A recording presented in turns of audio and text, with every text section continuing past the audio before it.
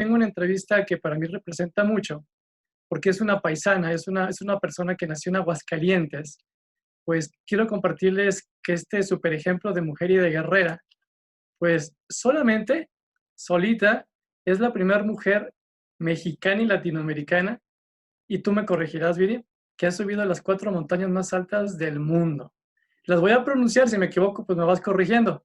Es el Everest, el K2, la que sigue está un poquito difícil, Kanchenjunga está bien, Sí, muy bien, sí, y Lhotse.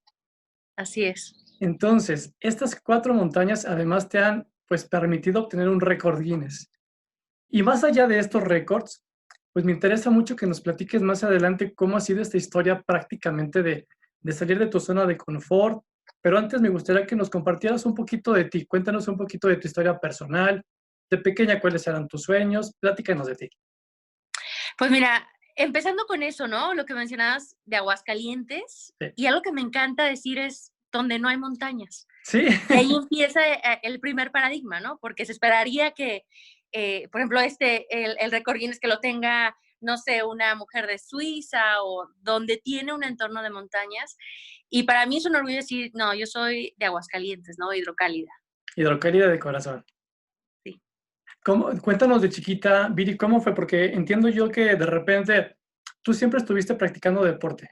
Entonces entiendo que empezaste probablemente tal vez con la condición de, no sé, carreras, triatlón. ¿Cómo fue que fuiste como que evolucionando de un deporte a otro? Sí, fíjate que ahí es otro de los paradigmas que también me encantan de esa historia de disrupción, ¿no? Yo no era una niña atlética, no era así de que tenía muchísimas disciplinas o destacaba en alguna disciplina. Y fue hasta los 28 años que hago mi primer carrera de 10 kilómetros. Sí, de Wow. repente que al gimnasio, así como algo muy esporádico, o en la escuela, en la prepa estaba en fútbol, pero algo así muy, muy, muy de hobby, como para tomar lista y listo, ¿no? Y fue cuando me entró esta inquietud como de, bueno, vamos a hacer esta carrera junto con una amiga de la universidad. Ok. Vamos a hacer esta carrera de 10 kilómetros. Es la carrera que hacen afuera de la UA, Ah, muy que bien, hace sí.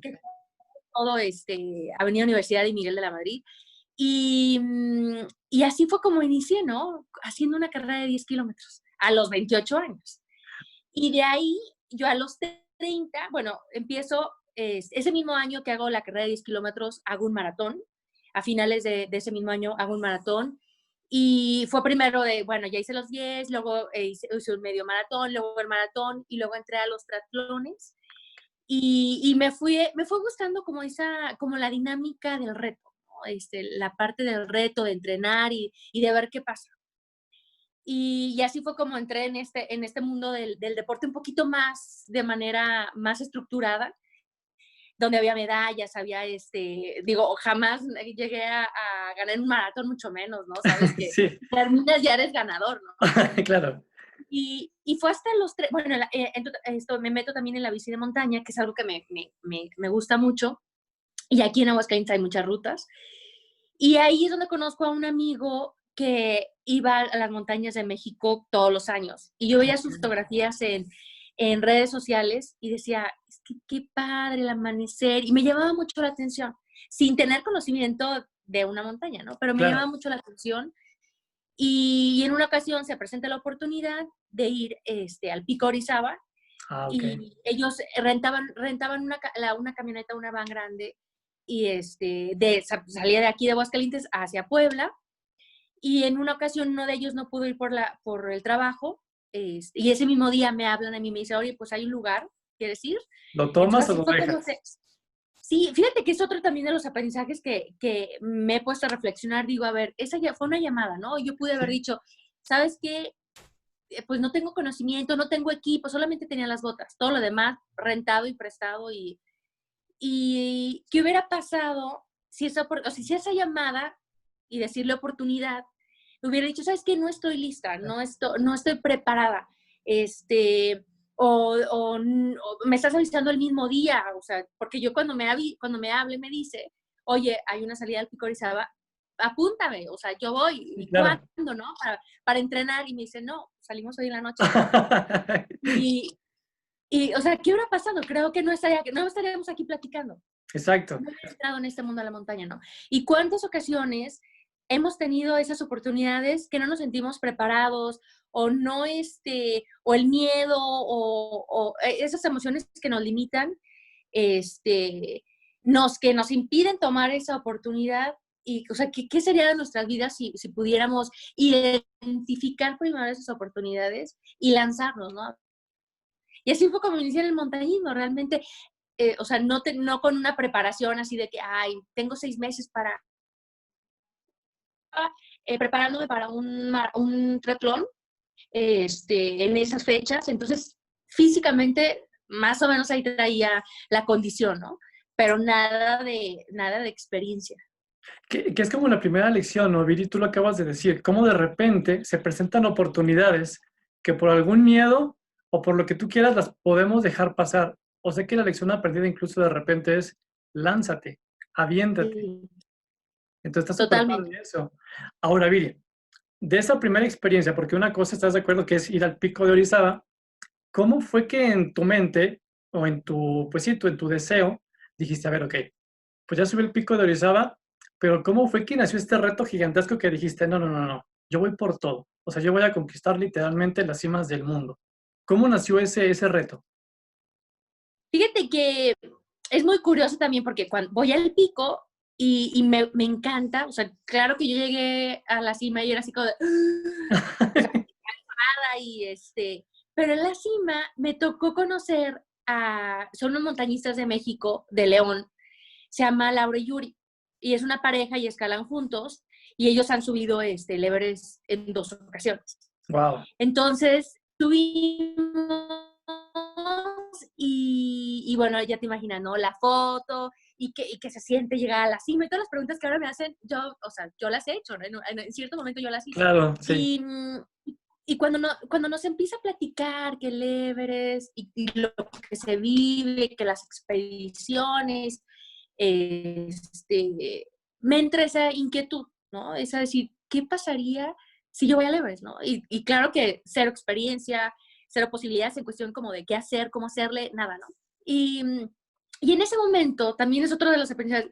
Yo digo que no decía que quería ir al Everest porque no tenía la confianza de que lo pudiera lograr, Ah, pero tenía la inquietud. Entonces yo decía, ok, es como entre esa locura, ¿no? No me van a decir que estoy loca o que me pasó, ¿no? Como digo sí, eso, ¿no? Entonces como que no lo decía tanto, pero decía, oye, pues a ver, si ya hice la más alta de México, pues ahora sigue Aconcagua, ¿no? Que es la más alta de claro. América, que está entre Argentina y Chile, en los Andes, y tiene 6.900 metros, casi 7.000 metros. Entonces yo decía, ok, pues sigue Aconcagua. Y ya de ahí seguiría el Everest, ¿no? Entonces, me fui preparando, o sea, yo desde que regreso, fue febrero del 2014, yo voy al Pico Orizaba, regreso y a los 10 meses, o sea, en diciembre del 2014, enero del 2015, yo estaba en Argentina. Entonces, en esa ocasión, yo estaba trabajando en el TEC de Monterrey, en el CEDIAM, en el Centro Automotriz. Yo era godín totalmente, ¿no? Sí. Les digo, en mi vida pasada era godín atrás de una computadora. Y en ese momento se pudo compaginar las vacaciones de diciembre para irme a la Con la expedición, expedición. sí, que eran 15 días, ¿no? Entonces, porque todavía las expediciones del Himalaya son de 2 meses, pero Wow. esta en Aconcagua, pues eran 15 días, entonces estaba todavía viable, ¿no? Y a los 10 meses, pues me voy a Argentina y es así como ya empieza a formalizarse en mi mente y ya empiezo así como a formular, ¿no? No, pues a lo mejor algún día voy a Everest, ¿no? O ¿por qué estás aquí en Argentina, en Aconcagua, ¿no? No, pues a lo mejor para ver cómo reacciona mi cuerpo, Ah, para ver ya. cómo va y si algún día voy a Everest, ¿no? Y me va bien, o sea, me va bien en cuestión de que subí, bajé y con todos mis dedos, ¿no? Completa. Exacto, completa, cansadas, apoyadas, sin uñas y todo lo que llega a pasar. Pero decía, ok, ya cuando regreso de Argentina, digo, ahora sí sigue el Everest, ¿no? Pues, pero en todo ese tiempo, pues tú sabes que aquí en Aguascalientes no hay ni un club alpino, No. ni un montañista a quien acercarme y decirle, oye, ¿qué puedo hacer aquí o qué puedo hacer acá o qué me recomiendas? Entonces, pues todo este tiempo fue como internet, a ver qué dice mi amigo internet, y ya escuchaba de aquí, ya escuchaba de otro lado, y fue como ir formando ese criterio pero cuando digo que voy a ir al Everest, ahora sí a investigar un poquito más como más profundo que se requiere. Dentro de las recomendaciones, pues era ir a un 8000, a una montaña arriba de 8000 metros, para saber cómo reaccionaba mi cuerpo en la zona de la muerte, ¿no? Que es arriba de los 8000 metros. Ok, O sea, ok. ok, o sea, decía, o sea, sí lo compro, porque no sé cómo reacciona mi cuerpo a esa altura. Pero todo lo demás, lo que me decían de no, es que para Everest se requieren entre 5 a 7 o 10 años de entrenamiento, ¿no? Mientras yo apenas llevaba o sea, los 10 meses del pico a... Sí, vamos, o sea, súper rápido, de hecho. Sí, sí, sí, sí. Viri, porque entonces fíjate, ya en ese momento, yo me imagino que en ese momento de tu vida, ya esa como que idea que tú acabas de decir, esa idea medio loca, ya realmente era una realidad, porque tú ya la habías mentalizado, ¿correcto? Entonces, cuéntame, ver, en ese punto, Viri, ¿cuál era el principal miedo que tenías? Porque incluso ya como que escuchar esto que acabas de decir, que los paradigmas de que se requieren tantos años, los paradigmas de que sí tienes que pasar por una preparación, ¿cuál crees tú que haya sido ese, que recuerdes, que haya sido ese mayor miedo y cómo fue que lo venciste? O sea, ¿cómo fue que dijiste, ¿sabes qué? Pues si ya estoy en la carrera, ya estoy en el camino, vamos por lo siguiente.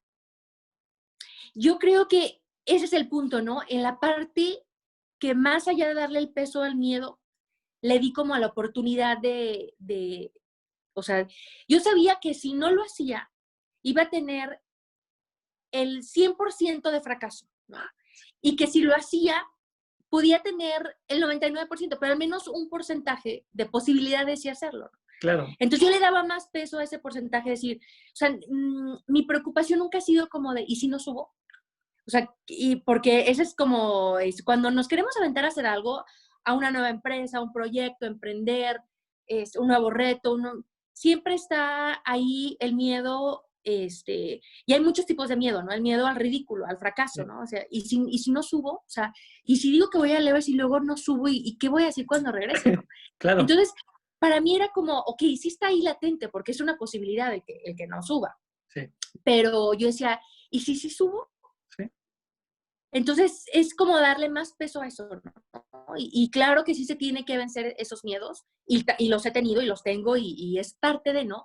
Pero el miedo también le damos una connotación negativa más allá de lo que realmente es. El miedo es una emoción natural, o sea, es parte de nuestra evolución que hemos tenido para sobrevivir. O sea, yo no me voy a meter en medio del fuego porque me da ese instinto me dice que no, ¿no? sí, O sea, es algo natural, el miedo es algo natural, pero cuando nos domina, ahí sí es cuando ya es con una connotación negativa, ¿no? Porque nos limita, no nos permite seguir, ¿no? Y a mí a veces en las montañas me dicen, oye, pues es que qué valiente, ¿no? ¿Por qué no te da miedo? Y yo, no, sí me da miedo, porque claro, si yo dijera que no tengo miedo, no estaría siendo consciente de lo que realmente es meterse a una montaña de 8000 sí, metros. Porque hay un porcentaje, en el K2 el porcentaje de fatalidad era el del 25%, o sea, de 4 personas que subían a la cima, una, una no regresaba. Entonces era, o sea, una muere en el intento, ¿no? O sea, bajando.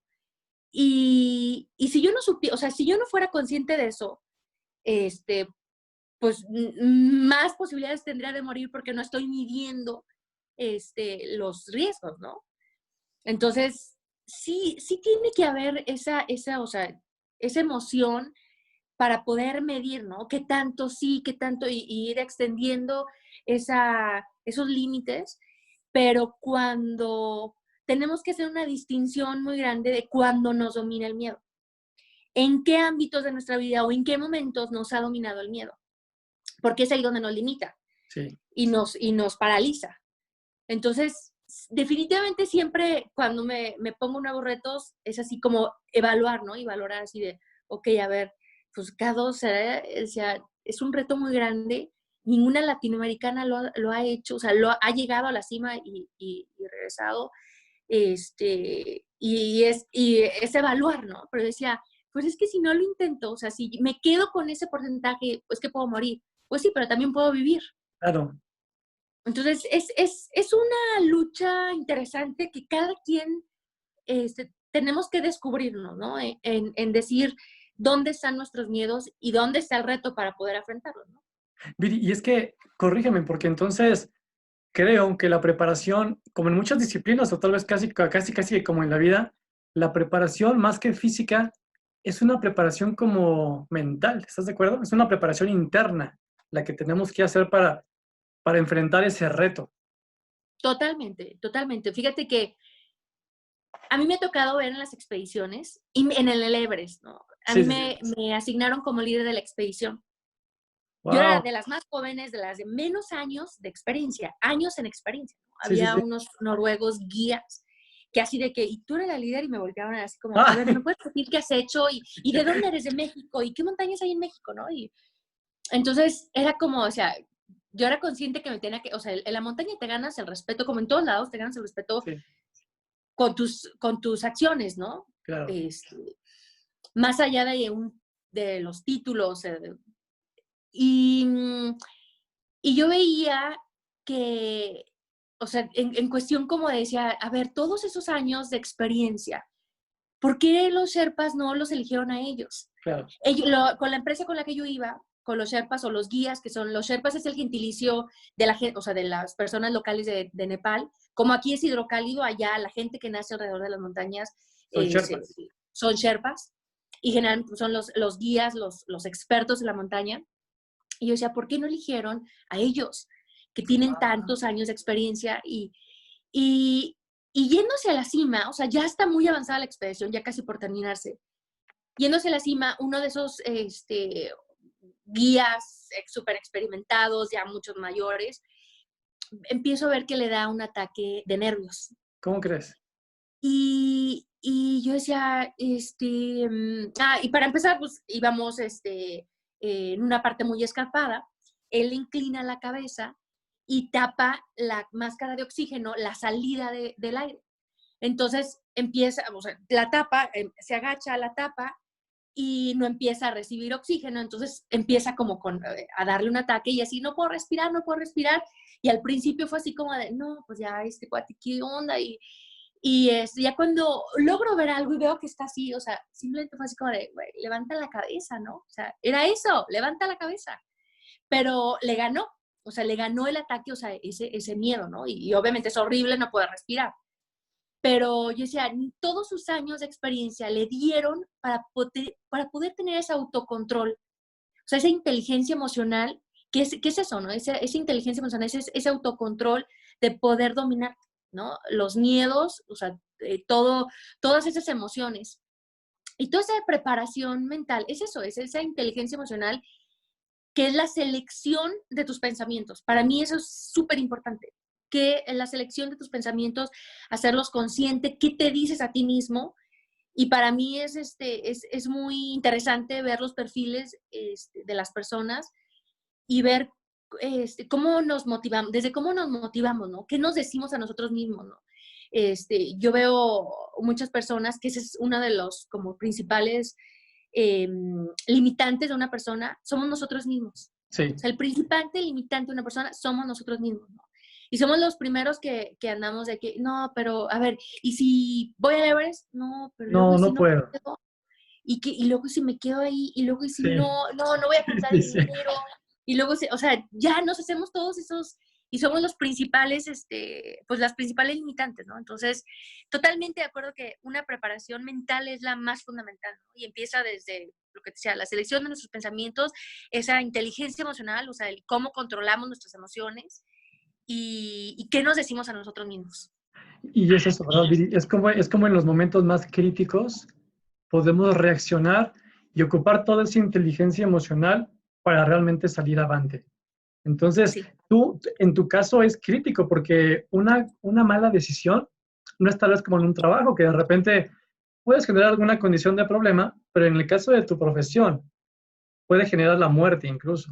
De ahí tan Así es. importante que tiene que uno que estar tal vez, en tu caso, súper templado, súper objetiva, de ver cuál es la decisión correcta, ¿verdad? Sí.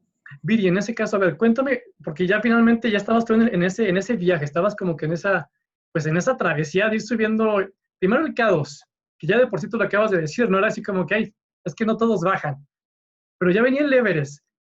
¿Qué se siente, Viri? ¿Cuál es ese sentimiento cuando llegas a la cima? Realmente, ¿qué es lo primero que te viene a tu mente o a tu corazón? ¿Qué es lo que recuerdas de ese momento?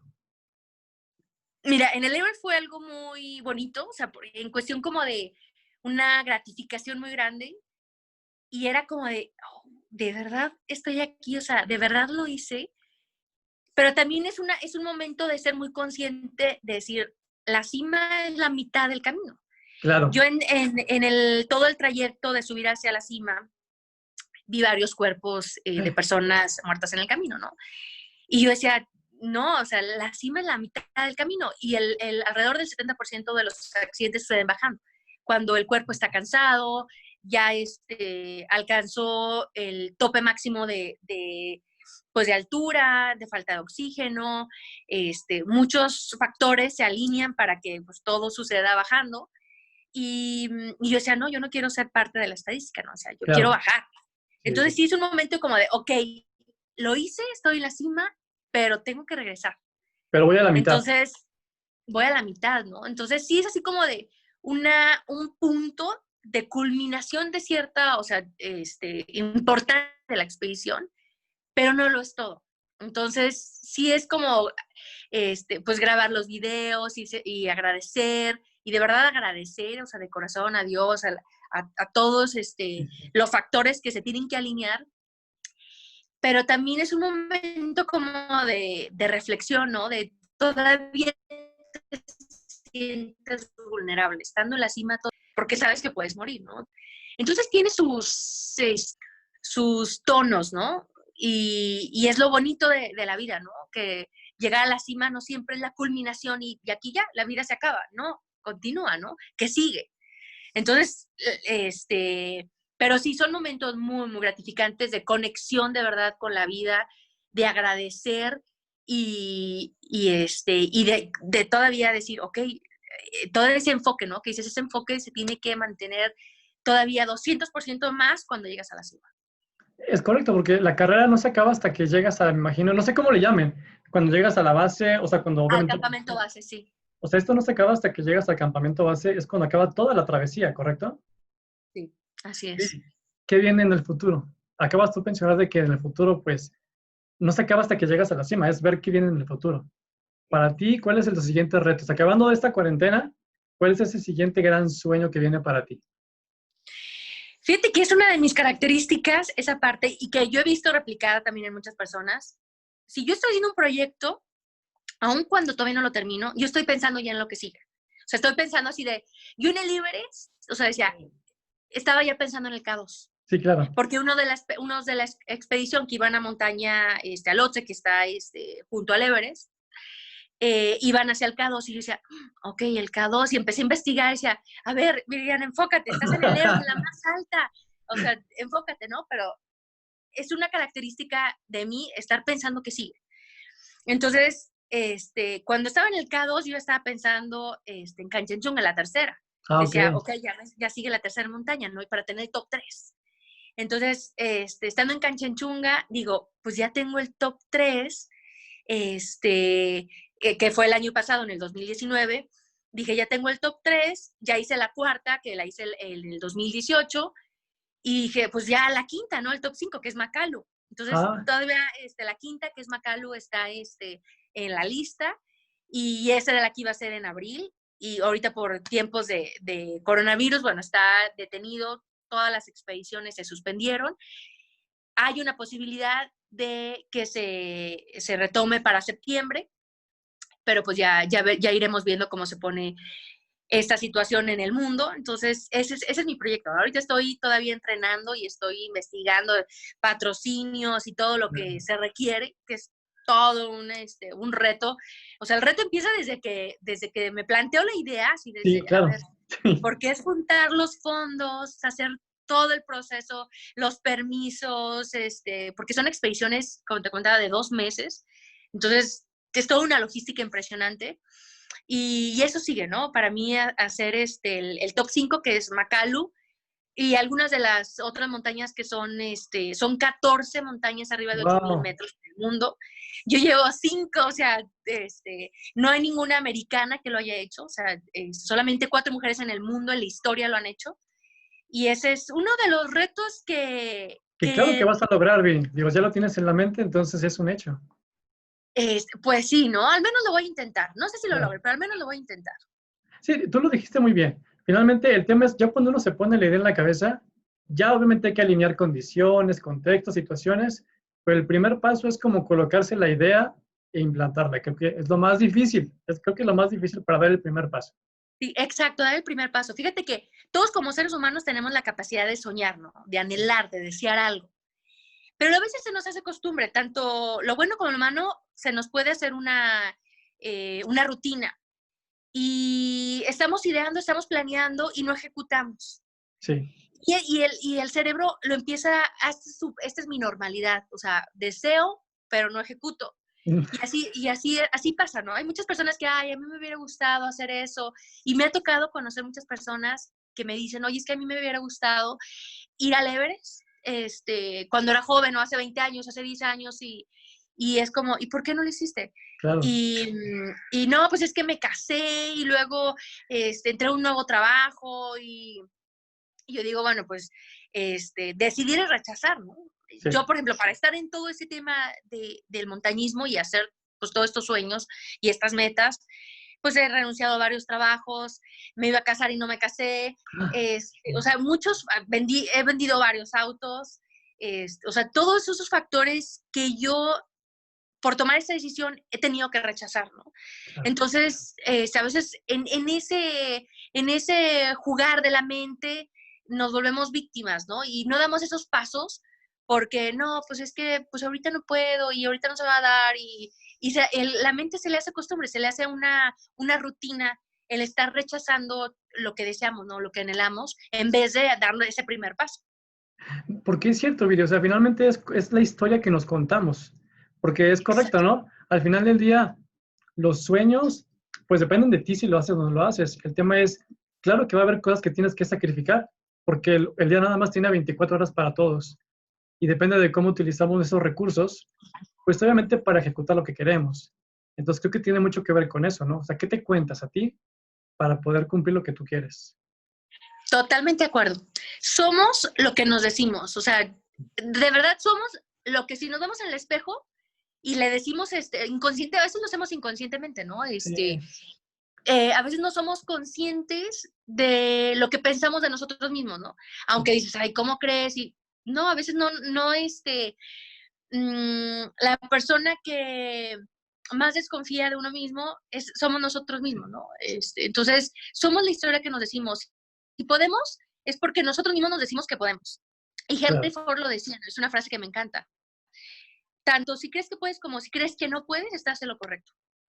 Sí, definitivamente. Viri, cuéntame ahora, ¿cómo lo haces tú? Porque en lo que son estas condiciones de las travesías del alpinismo, montañismo, también eres emprendedora. Entonces, sé que tienes tu propia compañía de liderazgo y además tienes también una organización con fines también sociales. Cuéntanos un poquito de esta, pues también labor y este propósito de emprendimiento, porque tú lo dijiste cuando empezamos, ¿no? Tú tenías un empleo inicialmente como godines, de 9 a 5, no sé qué horario, porque también hubo esa transición. Entonces, cuéntanos un poquito también de esa experiencia. Ahorita tengo una empresa de consultoría dando conferencias motivacionales y toda la parte del coaching, que eso ya lo venía haciendo, toda la capacitación de capital humano ya lo venía haciendo antes de entrar a la montaña. Entonces, es algo precioso que embonó de una manera tan bonito lo que es el coaching o todas esas metáforas y analogías de la montaña con la persona, ¿no? La parte inspiracional, motivacional. Entonces, muy feliz y de verdad es algo muy gratificante que no esperaba en mi vida, o sea, entrar como, voy a ir a la montaña para después inspirar, ¿no? O sea, Ándale. todavía estaba inspirándome yo misma para decirme, no, Viviana, sí puedes, ¿no? Jamás me imaginé que así fuera a terminar esto, pero es muy gratificante el poder compartir esas experiencias que he tenido en la montaña y poderlo hacer una manera de vida, ¿no? Una forma de vida. Y este proyecto que también inicia antes de la montaña, anteriormente la fundación se llamaba Fundación ION y estábamos trabajando con niñas en situaciones vulnerables, en la parte inspiracional y con el deporte.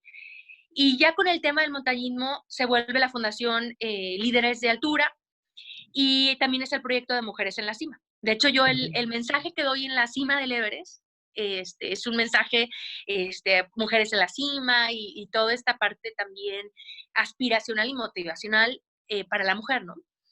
Y ha sido es una actividad nuevamente muy gratificante y también o sea, yo siento un gran compromiso porque yo he recibido mucho, ¿sabes? O sea, yo siento que la vida me ha presentado muchas oportunidades y me ha permitido lograr mucho. Y es como decir, ok, ahora te toca también dar algo, ¿no? Trabajar con niños y niñas, adolescentes, es muy, muy, muy gratificante. Sí, porque es cuando precisamente de alguna manera como que puedes tal vez cerrar como el círculo en lo que uno recibe, tiene como que esa, pues no esa responsabilidad, sino ese gusto, ese privilegio de poder compartir. Creo que es cuando de repente uno se llena más. Dar vuelta, ¿no? Sí. Entonces, perfecto. Cuéntame, porque ahorita hablabas de aspiracional, de inspiracional. Viri, ¿a ti quién te inspira? Si pudiéramos mencionar esos tres personajes de cualquier ámbito, ¿quién te inspira a ti, Viri? Mira, toda persona, hace poco lo estaba analizando, así como en el tema de la montaña y así, y lo que me di cuenta es que todos esos personajes son personas que rompen paradigmas, Sí, que les dijeron que no y aún así hicieron lo posible para demostrarse que sí podían hacerlo, ¿no? O sea, claro. todos esos perfiles de personas son los que a mí me inspiran, ¿no? Y, y más cuando hay un fin como, Con no sé, propósito, esa tal parte, vez. sí, como de dar, ¿no? De cambiar la sociedad, o sea, eso para mí es muy, ¿cómo te diré? Que te llena, Me, finalmente que esas personas que tienen como que ese propósito finalmente de contribuir pues a sí, ese fin, exacto. es lo que Mira, precisamente todo todo. el tema Mahatma Gandhi, o sea, hace poquito volví a leer su biografía, porque ¿verdad? Son personajes que dices, o sea, son únicos, ¿no? Sí. Em, hay muchísimos, ahorita estaba viendo también en una persona que hizo unas escuelas en la India, y Braham se llama, y él lo que era, decía, y escogió todas las comunidades más pobres, tomó a los niños, o sea, los llevó a una escuela y les dijo, ustedes van a ser los líderes de sus comunidades y a cambiar la historia, ¿no? Entonces es Wow. un documental que a lo largo de 18 años, que son todos los años que están en esa escuela, y les pagan hasta la universidad, y cómo hacen ese cambio y cómo los educan. Entonces, o sea, esa persona era un hindú que tuvo la oportunidad de estudiar en Inglaterra, se hizo muy, o sea, hizo una riqueza en el mundo de las finanzas, y regresa a la India y todo su dinero lo invierte en eso, ¿no? Se lo Wow. da, o sea, hace la escuela, hasta llega un punto en que está en quiebra y empieza a pedir donaciones, ¿no? Y que fue una elección para él. Entonces, todas esas así personas que dices son únicas en la vida, ¿no? O sea, ¿quién da toda su riqueza por educar a niños de escasos recursos por cambiar a su comunidad? O sea, ese tipo de personas. Y al principio decían, es que no vas a poder, no vas a poder. Y él probó que sí pudo, ¿no? O sea, todo eso de romper esos esquemas para poder hacer un cambio en la humanidad está increíble. Perfecto, Viri. Antes de acabar la entrevista, me gustaría que me compartieras, ya dijiste un libro, creo que es la biografía de Gandhi. ¿Qué otros libros tú nos Mm. recomendarías, Viri? ¿Cuáles son como que tus libros que sabes que, o sea, lo tienes que leer porque sí? El juego de la vida de ¿Ok? Florence Shih, esa es metafísica.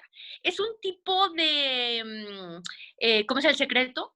Pero Ok, El Secreto es más como de, quieres dinero, quieres una casa, quieres un coche, tienes que pensar así, ¿no? Y decretar esto. Y este del juego de la vida es más espiritual, ¿no? La muy bien. parte del pensamiento y cómo decretas y qué es lo que dices y como el poder de la palabra, ¿no? También está em, ahorita estoy el poder de la hora, Ah, que sí, me lo también han recomendado está. mucho, sí. Sí, el poder de la hora también es el tipo de libros que me gusta, ¿no? Ahorita estoy leyendo, se llama El despertar, de Anthony de Melo. Ok, Lo empecé hace 2 días. Y también este es el tipo es un jesuita que toda la parte como de la hora, ¿no? Del poder de la hora, pero esa también de romper paradigmas y como ese pensamiento limitante, o sea, todo ese tipo de libros son los que me gustan a mí, la verdad. Pero Conversaciones con Dios también está muy, muy bonito, de Donald Deal. ¿Qué otro está? Híjole, hay muchos, pero te puedo pasar ahí un listado. De hecho, voy a hacer un listado de los sí, sí, libros sí, que más luego me me han los marcado. compartes precisamente porque también es bien Sí, padre eso, es bien padre ver cómo la gente de repente se inspira y es cierto, un libro te puede cambiar pues tal vez no en la vida en un sentido drástico, pero te puede dar herramientas para sí, percibir diferente. sí. ¿Sabes cuál otro? El hombre en búsqueda de sentido. Ah, lo estoy leyendo ahorita, También, Vini, lo estoy ¿en leyendo ahorita, serio? te lo juro. Bueno, ese Sí. ya lo he leído un par de veces y es como, cada vez que lo lees depende en la etapa de tu vida en las que estás, ¿no? Pero es unos libros que a mí en su momento, la primera vez que lo leí fue en la carrera y de verdad me marcó, ¿no? O sea, cómo una persona bajo esas circunstancias del holocausto pudo sobrellevar todo lo que, o sea, todo lo que vivían y está aquí, ¿no? En la mente, ¿no? En lo que nos decimos, ¿no? Por eso lo que decías, eres lo que te dices, ¿no? Sí, todo ese tipo de libros me encanta. Es lo que estábamos diciendo, ¿no? Depende, es como tú finalmente manejas la situación, es como tu percepción, cómo la manejas. Al final de cuentas, tú tomas la responsabilidad. Ese es como que el mensaje. Pues, Así es, totalmente. Viri, muchísimas gracias. Vuelvo a repetirlo, o sea, el tiempo, la oportunidad que me hayas permitido para tomar la entrevista es un honor, es un privilegio. Vuelvo a repetir, es un honor que de parte seas aguascalentense, hidrocálida, que es muchísimo más orgullo. Y entonces, pues solamente vamos a estar siguiéndote y viendo cómo sigues rompiendo récords y récords. Y estamos aquí obviamente pues para apoyarte, obviamente. Y no sé, ¿es algo que quieras decir antes de despedirnos? No, al contrario, me da mucho gusto ver personas como tú que quieran aportar, ¿sabes? Todos en nuestra medida, pero que hagamos algo, ¿no? Eso es lo importante. Si todos hiciéramos lo que tú estás haciendo, creo que Gracias. se haría un cambio muy, muy grande, ¿no? Iniciar un podcast, un libro, un blog, algo, ¿no? Pero para poder aportar sería un mundo mucho más nutrido y más comprometido. Así que también felicidades y mucho Muchísimas, éxito. muchísimas gracias, Viri. Pues no me queda más que despedirme. Gracias a todos. Muchísimas gracias de nuevo.